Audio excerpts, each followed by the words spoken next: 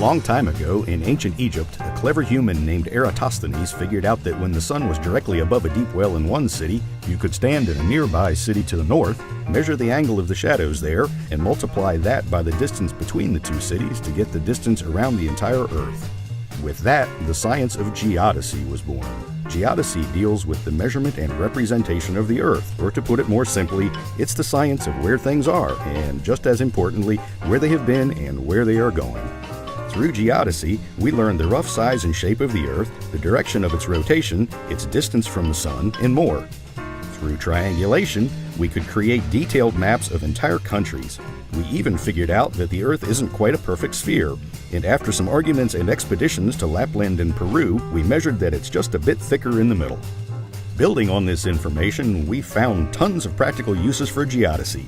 Using stars as reference points and accurate watches, we could reliably determine latitude and longitude so that ships could cross giant oceans to get where they needed to go.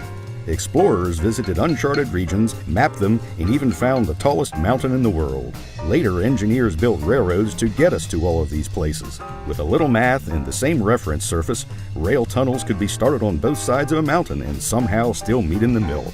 Life was good.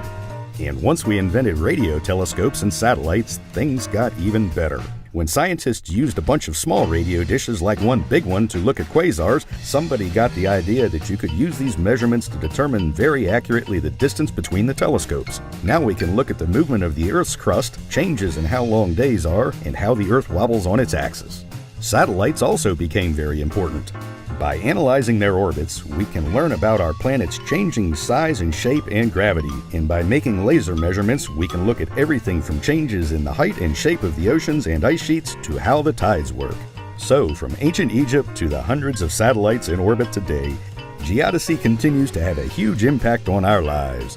And all because somebody, a long time ago, decided to look down a well.